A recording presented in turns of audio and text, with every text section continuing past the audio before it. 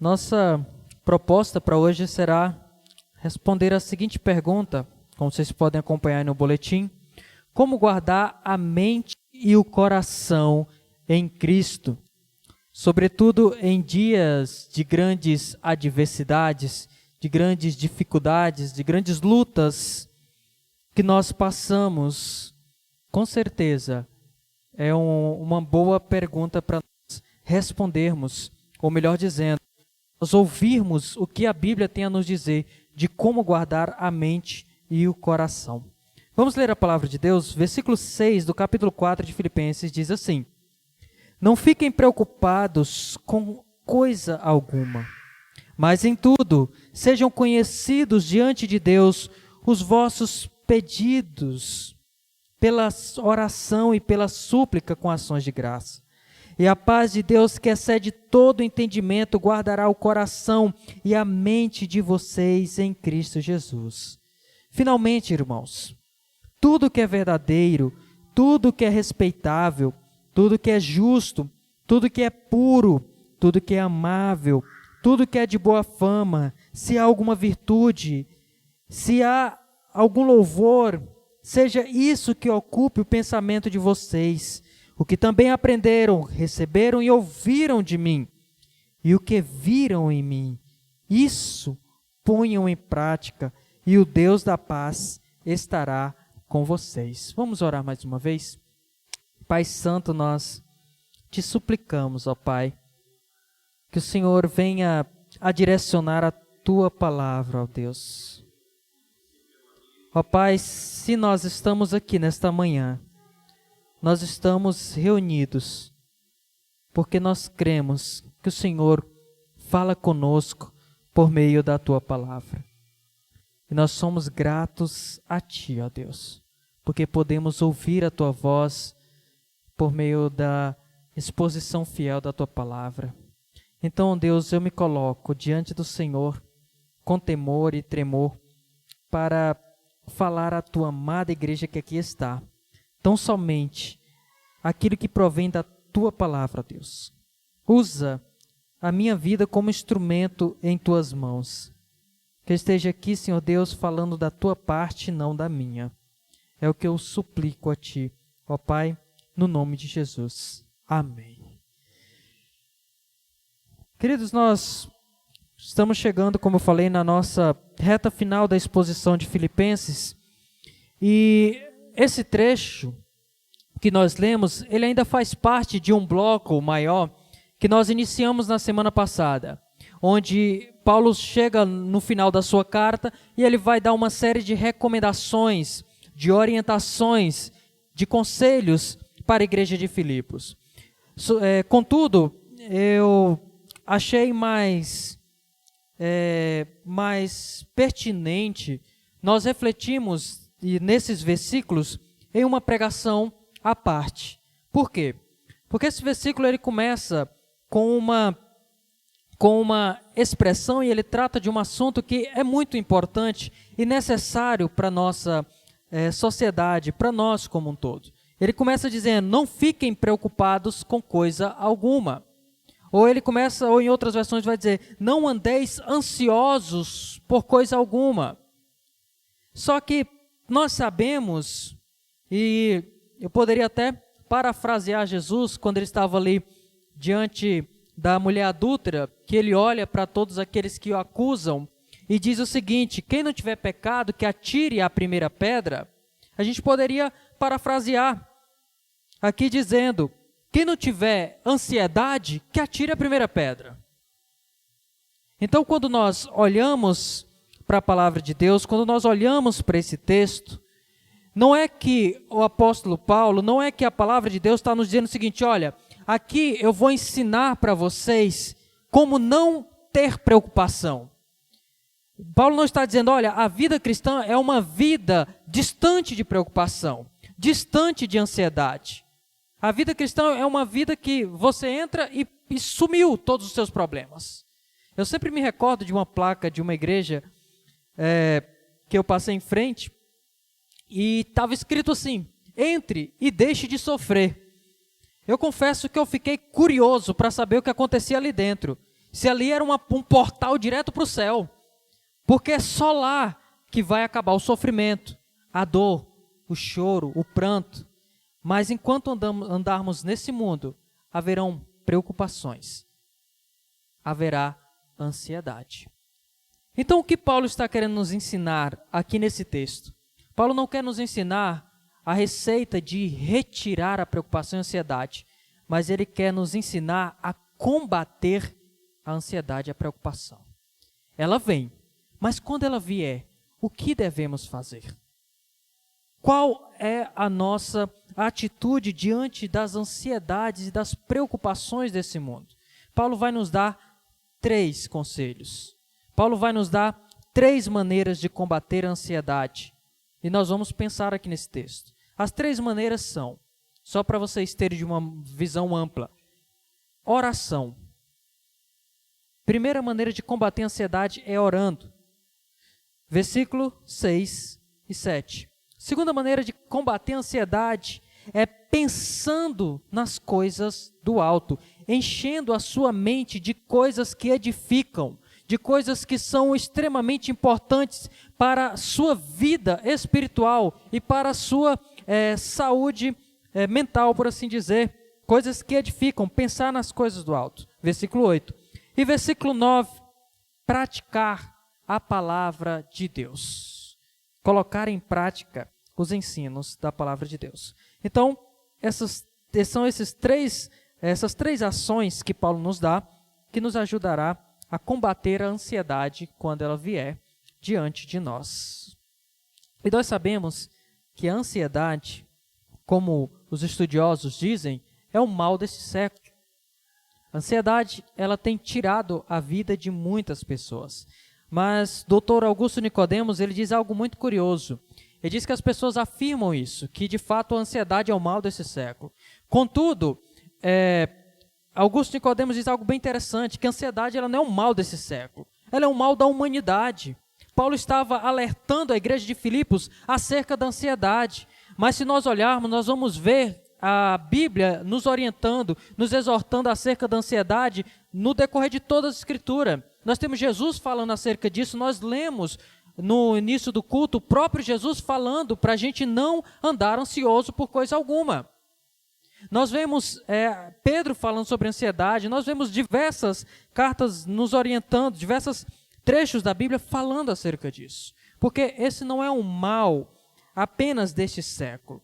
Esse é um mal da humanidade desde que nós caímos. Desde que os nossos pais, Adão e Eva, pecaram. Então esse vem sendo o nosso mal. É bem verdade que nós vivemos nós vivemos um tempo em que a ansiedade ela tem sido mais aguda. Porque nós vivemos numa era que nós chamamos de a era da informação. Se nós pensarmos em Paulo, ou voltarmos alguns séculos atrás apenas, nós vamos observar que as notícias elas não corriam tão rápido quanto correm hoje. Acontecia uma coisa na cidade vizinha, a gente não sabia aqui, porque a informação não chegava, ficava lá. Mas hoje acontece algo do outro lado do mundo, nós sabemos no mesmo instante.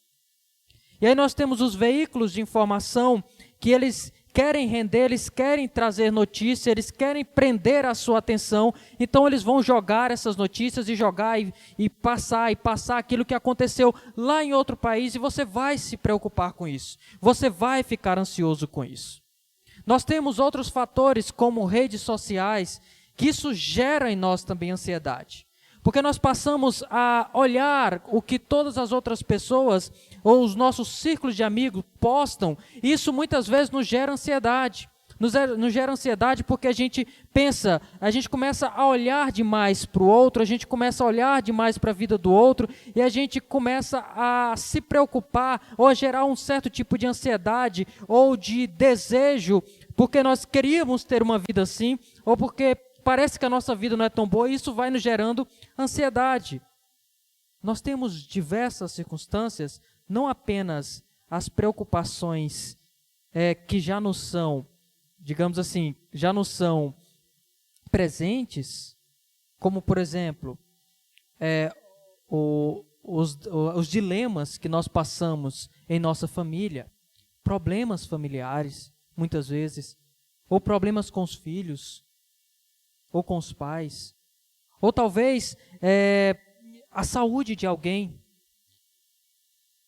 ou diante de uma pandemia como essa, em que a gente tem visto muitas pessoas perdendo a sua vida, e que nós nos preocupamos com os nossos entes queridos. Nós temos visto nós nos preocupamos com o nosso alimento, com o que vai vir o sustento da nossa família, se nós vamos manter o nosso emprego ou não, e todos esses dilemas. Mas fora isso, nós ainda temos uma série de outros fatores, e por isso nós vivemos numa geração tão ansiosa.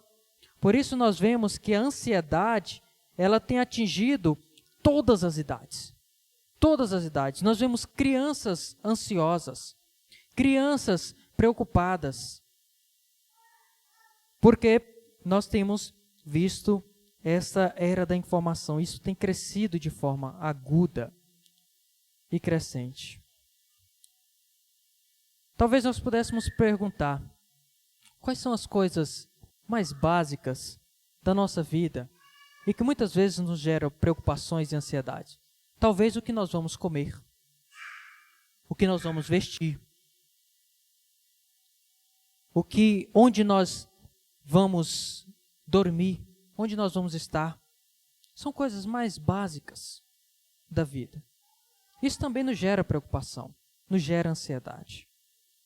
Se nós olharmos para a vida do homem que escreveu estas palavras, não fiquem preocupados com coisa alguma, que está dando uma ordem, se está em imperativo,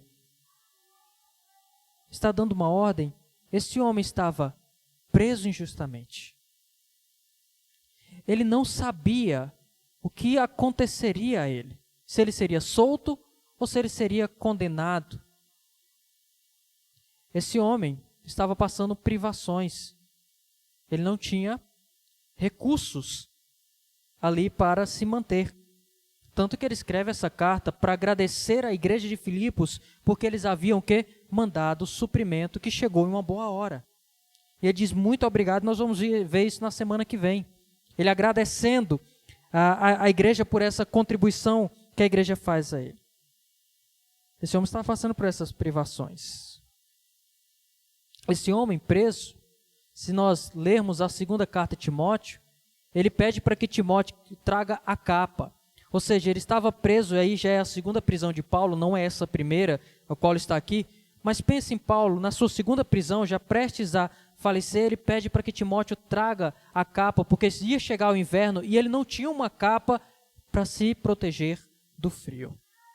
Esse mesmo homem está dizendo: não fiquem preocupados com coisa alguma. O que Paulo está dizendo para nós aqui é o seguinte: existe de fato um tipo de preocupação e ansiedade que ela, na sua essência, é pecaminosa. Talvez nós nunca tenhamos pensado que na raiz da nossa ansiedade está o pecado. Eu não vou ser leviano de dizer que toda ansiedade ela é pecaminosa. Existem ansiedades que são clínicas. Existem alguns fatores que podem levar a uma ansiedade profunda. Mas o que Paulo está falando aqui, e o tipo de ansiedade que a Bíblia trata, é o tipo de ansiedade que na sua raiz está esse pecado. E é o pecado contra a natureza provedora, bondosa de Deus. É de, muitas vezes, nós estarmos preocupados com coisas que são essenciais, sim, mas que nós sabemos que Deus há de prover. Olha o texto que nós lemos lá em Mateus. Ele diz: olha, Deus não cuida dos lírios do campo, Ele não cuidará de vocês. Deus não alimenta os pássaros, Ele não alimentará vocês. O que ele está dizendo? Deus não vai prover as suas necessidades, Deus há de prover, ele está dizendo. Então, estarmos preocupados com isso, com essas coisas, estarmos demasiadamente preocupados e ansiosos com aquilo que há de acontecer, de certa forma, é um pecado de duvidarmos da provisão de Deus. E quando nós chegamos na raiz do problema, nós temos também essas maneiras de combater essa ansiedade. E a primeira delas, como eu falei, é a oração. Olha o que ele diz: não fiquem preocupados por coisa alguma. Depois ele vem com um termo bem significativo, mas, ou seja, não faça isso, mas em tudo sejam conhecidos diante de Deus os pedidos de vocês, pela oração, pela súplica, com ações de graça. Paulo aqui ele vai colocar a oração como a primeira ação para combater a ansiedade. Então, quando chegar a preocupação, quando chegar a ansiedade, e é até curioso que essa palavra grega para ansiedade, ela literalmente ela vai trazer uma ideia, uma figura de como se fosse, como se a nossa mente estivesse sendo dividida, como se ela estivesse sendo estrangulada, como se ela estivesse sendo puxada por vários lados. Então, um pensamento vai para um lado, outro pensamento vai para o outro lado, outro vai para o outro lado, e isso vai esticando, como se fosse uma espécie de estrangulamento. É esta a figura que essa palavra está trazendo. E a preocupação é isso, a ansiedade é isso. Por isso que a ansiedade, ela acaba que quem é ansioso sabe que a ansiedade ela meio que sufoca, ela passa da esfera psicológica para a esfera física. Você sente as dores da ansiedade, você sente de fato que a sua respiração ela está sendo perdida. Por quê? Porque ela tem esse poder de fazer isso. Mas quando chegar esse momento, qual a nossa primeira ação? Paulo diz que a nossa primeira ação deve ser orar. Mas ele usa aqui 4 termos para oração. Quais são os termos? Pedidos. Olha, em tudo sejam os pedidos de vocês conhecidos. Pela oração, súplica e ações de graça. Ele fala de oração, pedidos, súplicas e ações de graças. Por que ele usa esses 4 termos? A oração é o termo mais geral. É o termo que vai significar o nosso contato com Deus. Oração é falar com Deus. Então, esse termo oração aqui é esse termo mais geral para a oração. O ato de estarmos diante de Deus. Sabemos que quando nós dobramos o nosso joelho, quando nós fechamos os nossos olhos, isso não é uma regra, mas para ilustrar o ato de orarmos, sabermos que nós estamos diante do nosso Deus.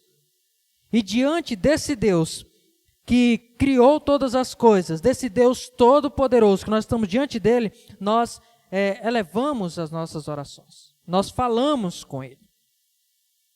E aí vem o termo súplica.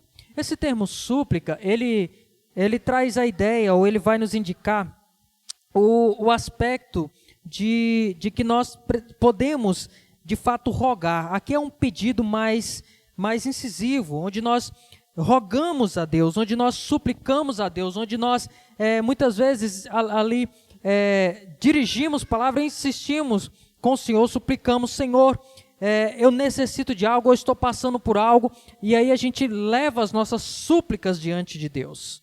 Não é apenas o fato de conversarmos, mas de suplicarmos, de rogarmos ao nosso Deus. E olha o que ele diz, que é interessante. Ele diz: sejam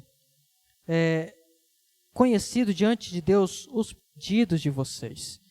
Essa ideia de pedidos, aqui, Paulo quer nos orientar ou nos indicar a sermos específicos nas nossas orações. Como assim específicos? Você não vai orar de uma forma geral: Senhor, ameniza a minha dor. É fato que Deus sabe aquilo que nós estamos sentindo. É fato que Deus conhece a nossa palavra antes mesmo de sair da nossa boca. É fato que Deus sabe tudo aquilo que precisamos, mas é fato também que Deus nos pede que nós venhamos abrir a nossa boca e apresentar os nossos pedidos. É fato que Deus nos adverte, nos orienta a pedir, a suplicar, a falar para Ele exatamente aquilo que nós precisamos. É dizer, Senhor, o meu coração está ansioso, está preocupado por isso. Está preocupado porque o financeiro está apertado. Senhor, eu preciso de X. Providencia, Senhor, ou me dá uma orientação, me dá uma luz para onde eu vou, como isso vai acontecer, e ser específico. Ô Senhor, eu estou preocupado com a minha saúde, por isso, e a gente direcionar os nossos pedidos a Deus. Observem que contraste interessante tem aqui. Ao mesmo tempo que ele diz, não fique preocupado com coisa alguma, ou seja, não fique ansioso com nada, com coisa alguma, ele diz que todos os pedidos de vocês sejam conhecidos diante de Deus. Ou seja, ao mesmo tempo que você não se preocupa com nada, você apresenta tudo a Deus. E talvez nesse contraste está um grande passo para nós. É nós entendermos que o que vai, de certa forma, anular as nossas preocupações é quando ela chegar diante de nós, nós já jogamos para ela. É aquilo que Pedro diz, lancem sobre ele o que é toda a vossa ansiedade, porque ele tem cuidado de vós. Então é colocar diante da cruz todas as nossas preocupações, todas as nossas questões. É lembrarmos, irmãos, que o nosso Deus, Ele é tão grande, tão poderoso, que não existe nenhum pedido que Ele não possa cumprir. Mas o nosso Deus também, Ele é tão amoroso, tão misericordioso, que não há nenhum pedido que Ele vai ignorar. Nada é grande demais, nem pequeno demais para Deus.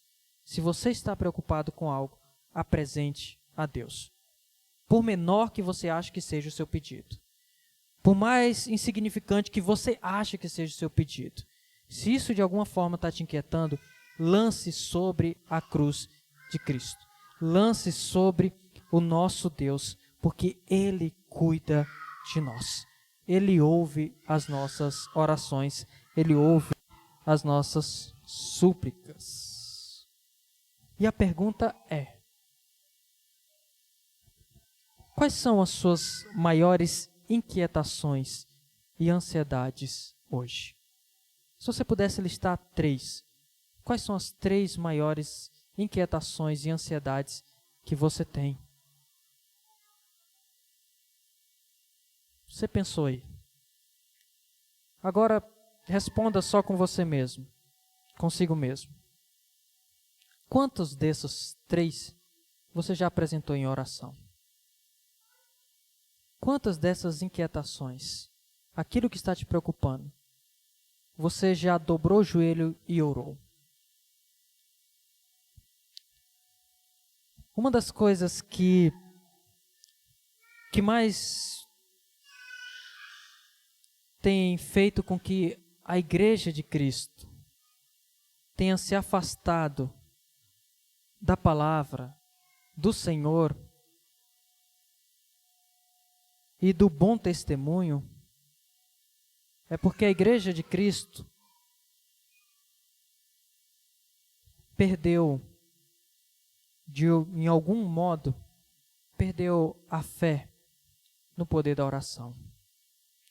Quando nós temos uma situação que nos preocupa, nós, majoritariamente, nós procuramos resolver por meios humanos. Nós procuramos resolver do nosso jeito. Nós procuramos especialistas para nos dar os melhores caminhos. E aí a gente vai de cabeça. Ou muitas vezes a gente age mesmo sem pensar. E a gente vai. E depois, um problema que era pequeno, ele fica gigante. E vai crescendo, crescendo, crescendo. Quando o problema está enorme, aí a gente lembra do quê? Vamos orar. e a gente coloca a oração como nossa última saída, porque não tem mais nada para fazer. Então vou orar. Quando na verdade a oração deve ser a nossa primeira ação. A preocupação veio, lança na cruz, ora, apresenta ao Senhor com seus pedidos, suplica a Deus. Por isso, coloca a oração. Mas a oração, observa que a oração, Paulo não termina com esses três. Paulo acrescenta um quarto. Com o quê? Com ações de graça. Porque a oração ela não é completa se ela não vier fechada, por assim dizer, se não estiver contido a gratidão. Ação de graça não precisa explicar, o termo é autoexplicativo. E por que ele está aqui? Porque, irmãos, quando nós agradecemos a Deus nas nossas orações, isso também faz com que nós lembremos de que o nosso Deus já nos livrou de muitas coisas parecidas e muitas vezes muitas coisas maiores do que essas que nós estamos enfrentando. E que o problema muitas vezes não nos deixa enxergar. Nos faz esquecer de que o nosso Deus, Ele vem nos livrando, Ele vem cuidando de nós. E por que nós estamos tão ansiosos? Se Deus já nos livrou no passado, Ele há de nos livrar também. Por isso que vem a ação de graças. Como diz a canção, conta as bênçãos, quantas são recebidas da divina mão. Uma, diz de uma vez. Há de quê? De ver surpreso o quanto Deus já fez. Às vezes nós nos esquecemos de quanto Deus já nos livrou. De quanto Deus já nos livrou de situações parecidas. Por um determinado período do ministério, quando eu estava diante de um dilema, e quando eu parei para refletir acerca daquilo que já estava me tirando o sono, e eu olhei que Deus já tinha trabalhado e me livrado de tantas maneiras, naquela mesma circunstância, e ainda assim eu estava temendo. Eu estava temendo, mesmo sabendo que Deus já havia livrado. Por isso Paulo diz, com ações de graça, para que nós venhamos nos lembrar que Deus, Ele derrama da sua bondade, já derramou e continua a derramar para conosco. E aí depois vem o resultado disso. Quando você faz isso, o que acontece? Olha o que Paulo diz, e a paz de Deus que excede todo entendimento, guardará o coração e a mente de vocês em Cristo Jesus. É isso que acontece. A paz de Deus, que excede todo entendimento, guardará o coração e a mente de vocês. Essa expressão guardará é uma expressão, é um termo militar.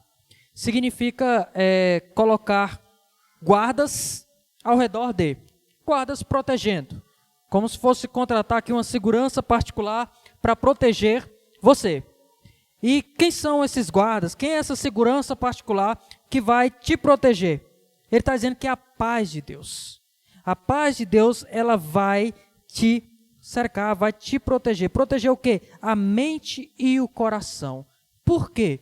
Porque é exatamente na mente e no coração, ou seja, nos nossos pensamentos e nos nossos sentimentos, é que a ansiedade e a preocupação vai atacar. É onde ela vai vir e é onde ela vai tirar a nossa paz. É onde ela vai tirar a nossa alegria. Ela vai agir na mente e no coração, mas ele está dizendo, ore, coloque isso diante de Deus, porque a paz de Deus, e que paz é essa? Essa paz que excede todo entendimento. Por quê? Porque é algo que eu tenho certeza que em algum momento da vida você já sentiu essa paz, mas você não consegue muitas vezes explicar. A pessoa, como você está em paz diante desse turbilhão? Você diz, não sei. Deus me deu essa paz. Eu estou em paz, porque essa paz que excede todo entendimento, que está acima muitas vezes da nossa compreensão, porque a nossa mente foi corrompida pelo pecado, e está acima da nossa compreensão, essa paz vai guardar a nossa mente e o nosso coração. E é importante destacar uma coisa, que essa paz que guarda a mente e o coração, ela até mesmo antecede, muitas vezes, a resposta de Deus. Antes mesmo de Deus responder positivamente ou negativamente aquilo que você tem pedido, Deus guarda a sua mente e o seu coração. Deus te dá essa paz. Se você lembrar, por exemplo, de Abacuque. Abacuque começa o seu livro com oração de lamento. E ele começa apresentando toda a sua queixa ao Senhor. E Deus o responde. E aí a primeira resposta de Deus traz mais inquietação para Abacuque, e ele ora de novo. E Deus responde novamente. E aí Abacuque vem para uma oração de gratidão a Deus. Só que entre uma oração e outra, entre o lamento e a gratidão, uma coisa não mudou. Sabe o que foi? A circunstância. A circunstância não mudou. A Babilônia ainda assim iria atacar o povo de Israel. Abacuque iria sofrer isso, a nação iria sofrer aquilo. A impiedade que estava rondando não iria mudar. Mas algo mudou em Abacuque para que ele dissesse, ainda que a figueira não floresça, ainda que não haja fruto na videira, porque me alegrarei no Deus da minha salvação. O que mudou em Abacuque? Mudou a forma como Abacuque olhava para si mesmo, a forma como ele olhava para Deus, a forma como ele entendeu a situação, ou seja, a paz de Deus guardou a mente e o coração dele. A circunstância não mudou, mas ele apresentou a sua inquietação diante de Deus. Ele teve a resposta de Deus, mesmo que a resposta de Deus foi dizendo, vou julgar sim o povo, mas ele teve essa resposta do Senhor, e a paz de Deus guardou a mente e o coração dele. Ele sabia que independente do que acontecesse, ele confiava e ele se alegrava no Deus da sua salvação, porque ele agora não olha mais para a circunstância, ele olha para o caráter soberano de Deus, ele descansa em Deus, ele sabe que a mente e o coração dele agora estará no lugar seguro, e é onde? Em Deus. Por isso que Paulo diz aqui, que ele guardará a mente e o coração de vocês em Cristo Jesus. Lá é o lugar seguro. É ali que ele vai guardar a nossa mente e o nosso coração em Cristo. E aqui está a diferença. Muitas vezes as circunstâncias não vão mudar diante do nosso clamor, mas a forma como nós reagiremos a elas, sim, isso vai mudar. Mas Paulo prossegue. No versículo 8 ele diz, finalmente, irmãos. E é curioso aqui, nesse versículo, essa ideia do finalmente é aquela mesma ideia que está lá no versículo, capítulo 3, versículo 1, quando ele diz quanto ao mais, ou em outras traduções, finalmente, é que Paulo está aqui, quanto ao mais, ou seja, ele está inserindo aqui, ou ele está acrescentando alguns conselhos, algumas informações importantes. E ele vai dizer, finalmente, irmãos, e ele vai nos dar aqui pelo menos 8 ações, por assim dizer, pelas quais nós devemos pensar, ou no que nós devemos pensar. Versículo 8, como eu disse para vocês, é a segunda ação para combater a ansiedade, que é pensar nas coisas do alto. É ter a nossa mente voltada, ter a nossa mente cheia com as coisas do alto, com as coisas de Deus. E ele vai listar essas outras virtudes, por assim dizer, ou 8 coisas pelas quais nós devemos pensar. A primeira que ele coloca é tudo que é verdadeiro, ou seja, tudo que é verdadeiro significa aquilo que é confiável, aquilo que é fiel, é o oposto do que é falso, é o oposto do que é mentiroso. Ou seja, a mente do cristão precisa estar voltada para aquilo que é verdadeiro, para aquilo que está firmado na verdade. Isso é tão interessante que Jesus, na sua oração sacerdotal, lá em João 17, antes de ir para a cruz, quando ele ora pelos discípulos, ele diz algo bem interessante. Ele diz o seguinte: Senhor, santifica-os na verdade, porque a tua palavra é a verdade. Ou seja, nós precisamos pensar em tudo aquilo que é verdadeiro, tudo aquilo que fixar nossa mente naquilo que é real, naquilo que é genuíno. Mas ele segue dizendo, ele diz tudo que é respeitável. Ou seja, em outras versões vai colocar tudo que é honesto, ou tudo que é respeitável. significa tudo aquilo que é nobre, tudo aquilo que é digno, tudo aquilo que tudo aquilo que é de elevada moralidade, ou seja, tudo aquilo que é respeitável. Assim, dessa forma, os cristãos eles devem concentrar os seus pensamentos, em coisas elevadas, pensando sobre aquilo que os põe de pé, pensando naquilo que o fortalece de alguma forma. O que Paulo está dizendo aqui é como se ele estivesse dizendo o seguinte: olha, vocês devem pensar nas coisas que tiram vocês da lama. Pensa naquilo que é respeitável, pensa naquilo que é honesto. Não pense em coisas frívolas, mas pense naquilo que é honesto. Mas ele segue dizendo, o terceiro que ele segue dizendo, tudo que é justo. Ou seja, tudo que, em outras versões, vai colocar tudo que na minha, como por exemplo, vai colocar tudo que é justo, ou em outras vai colocar tudo que é certo. E significa, quando Paulo fala tudo que é justo, tudo que é certo, significa que é tudo aquilo que é correto e santo.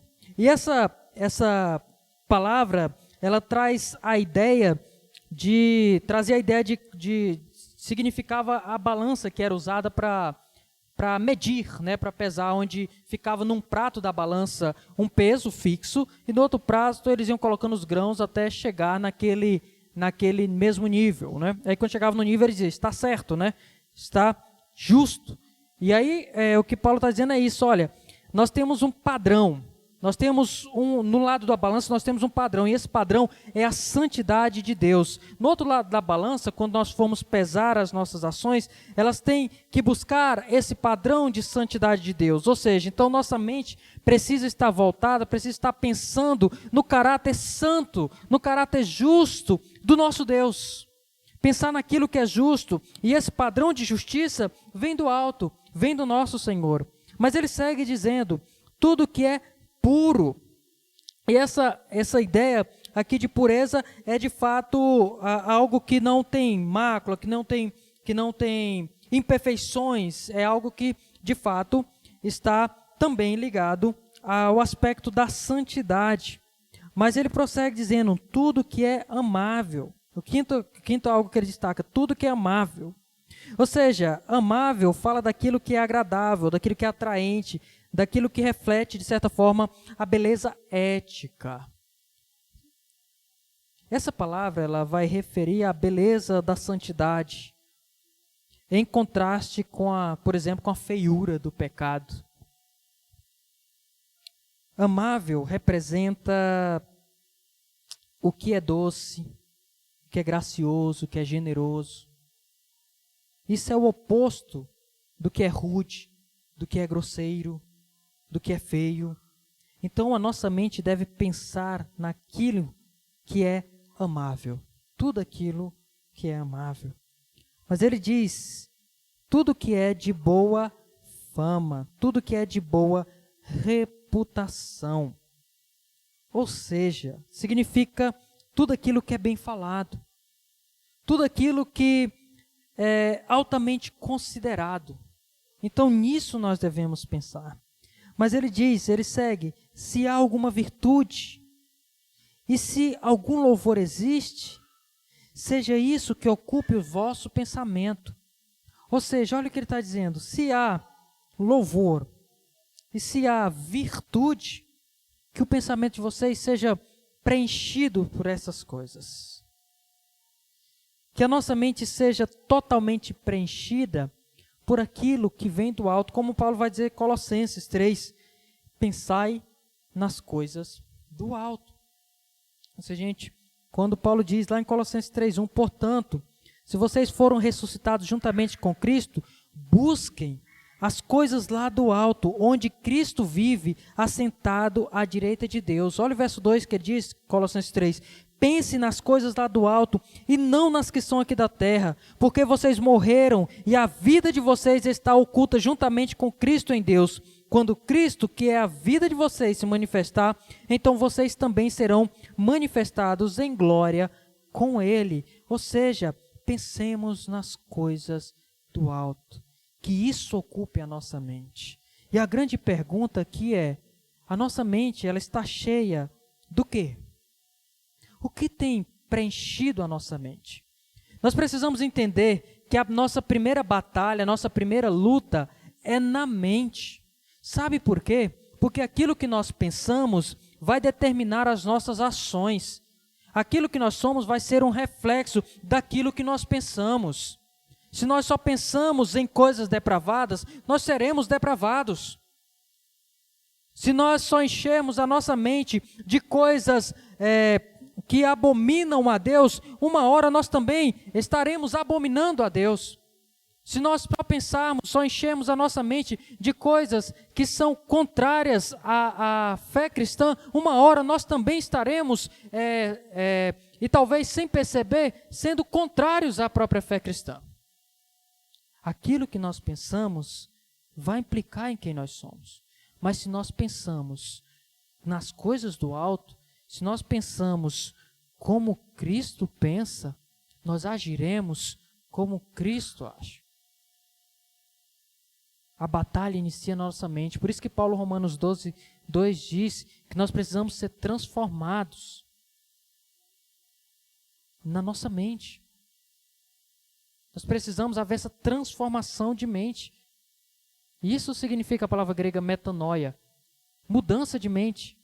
Nós precisamos ter a mente cheia dessas coisas. E como eu disse no início, nós temos na nossa mão um aparelho que nos dá o tempo todo informações, nos enche o tempo todo de coisas. E o que nós estamos jogando para dentro da nossa mente? O que está ocupando o nosso pensamento? O que está ocupando as nossas coisas? Será que são coisas que edificam ou não?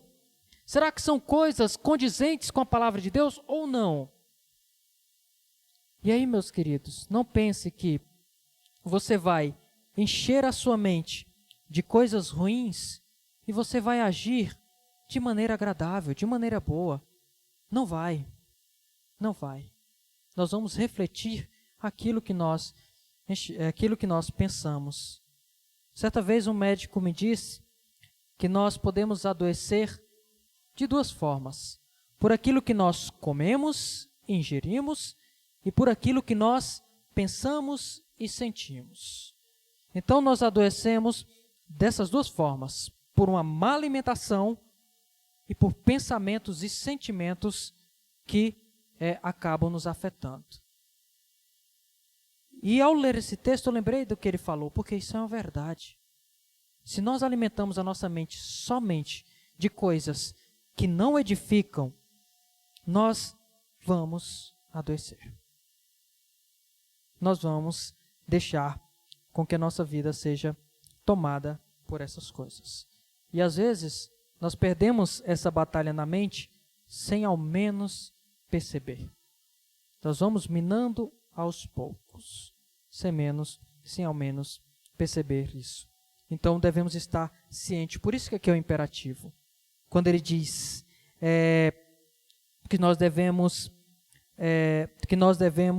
pensar, que nós devemos pensar nas coisas do alto, que nós devemos focar nisso. É um imperativo, nós devemos fazer isso. Mas ele encerra dizendo, o versículo 9, que é o praticar a palavra de Deus, a terceira ação para combater a ansiedade.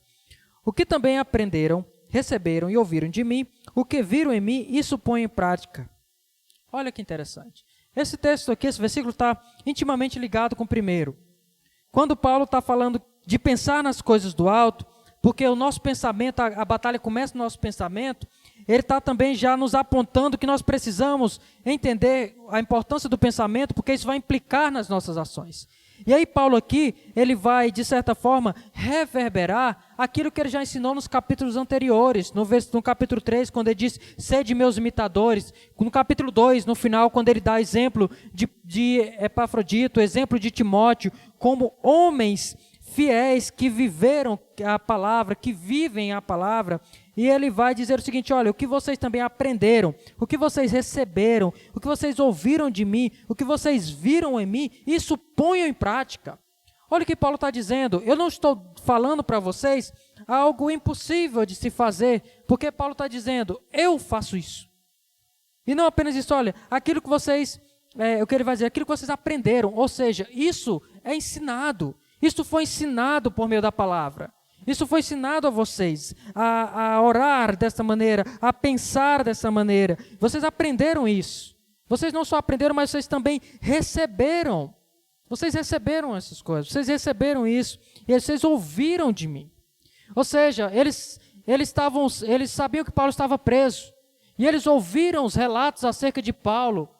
E quando eles ouviram acerca de Paulo, talvez se perguntaram, Paulo está preso, Paulo não sabe o que vai acontecer. Como Paulo reagiu? Como Paulo ficou? Será que ele está murmurando lá na cadeia? Será que ele está praguejando? Será que ele está mandando indiretas para todos aqueles que o abandonaram quando ele precisou daqueles testemunhar a seu favor? O que Paulo está fazendo? Como Paulo está agindo? Como Paulo está lidando com aqueles que estão o ofendendo, aqueles que estão o acusando injustamente? Eles ouviram acerca da atitude de Paulo.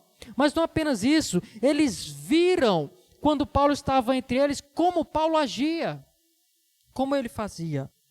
Nós precisamos, de fato, de irmãos maduros na fé, que sejam para nós exemplos de piedade, exemplos de como lidar com essas questões, porque todos nós passamos por elas. A diferença é como nós reagimos a elas. E olha o que ele diz. Tudo que vocês viram, isso põe em prática. Isso é tão interessante que Jesus, quando ele termina o seu Sermão do Monte, o seu maior sermão, a sua maior pregação registrada na Bíblia, quando ele termina do capítulo 5 de Mateus até o versículo 7, ele termina com uma parábola, dizendo que o homem que escuta é semelhante o homem que escuta e não põe em prática é semelhante ao insensato, que constrói a sua casa sobre areia. Aí vem a tempestade e a casa vai ruir. E ele diz que o homem que escuta e põe em prática é semelhante ao homem prudente, que constrói a sua casa sobre a rocha. Vem a tempestade e a casa permanece firme. Jesus está dizendo o seguinte, olha, os dois ouviram, a mensagem é a mesma. Ouviram a mensagem. Os dois, a única diferença, a tempestade veio sobre os dois. Olha, veja que não é privilégio nenhum. Os dois ouviram, os dois estavam diante da tempestade. Qual foi a diferença no alicerce? Um, areia, outro, a rocha. Ou seja, um colocou em prática e o outro não. Jesus encerra o seu Sermão do Monte dizendo o seguinte, olha, este é o princípio do reino. Esta é a ética do reino. A grande diferença é como a gente se porta, se a gente põe em prática ou não. E Paulo está dizendo para eles, aquilo que vocês receberam, ouviram, viram, põe em prática. Eu poderia parafrasear o Paulo e dizer o seguinte, acreditem que isso aqui é real. Assim como muitas vezes vocês acreditam que um remédio vai tirar a sociedade, isso aqui é real. Você tem que crer que se diante das suas ansiedades e preocupações, você orar, você encher a sua mente de coisas que edificam e você praticar a palavra de Deus, aquilo que está cheio na sua mente, você vai ter não apenas a paz de Deus, mas o que Paulo conclui dizendo, o Deus da paz estará com vocês. Ele conclui primeiro dizendo, olha o resultado da oração, a paz de Deus vai guardar o coração e a mente de vocês, mas ponham em prática isso, que o Deus da paz, não apenas a paz de Deus, mas o Deus dessa paz, Ele está com vocês. É pensar que o Deus que criou todas as coisas, o Deus que criou o universo, o Deus soberano, se você crê nesse Deus, e se você está aqui é porque você crê nesse Deus que criou todas as coisas, que criou você de uma maneira tão complexa, esse Deus está contigo, o Deus da paz estará com você. Esse Deus tão soberano que está no seu alto sublime trono, Mas é esse mesmo Deus, como diz Isaías, que também habita em nós.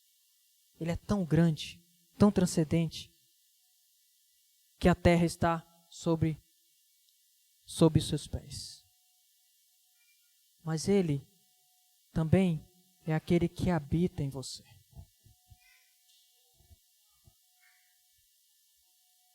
Nós precisamos crer no poder da oração. Crer que isso aqui não é uma fábula. Isso é real. E a melhor maneira de você fazer isso é, diante das suas ansiedades, dos seus problemas, apresente tudo a Deus. Eu já tive muitas experiências acerca da realidade desse versículo. De ver como de fato Deus ele faz isso. Mas eu quero relatar a experiência de um amigo que, quando eu preguei esse texto, ele, uma outra vez, ele contou uma experiência que eu achei muito interessante e que me impactou também. Eu quero encerrar com essa história. De um amigo que disse que certa feita estava com uma angústia e o coração apertado, mas muito apertado. Ele não sabia de onde vinha essa angústia, essa ansiedade. E de repente, ele se prostra, ele ora ao Senhor.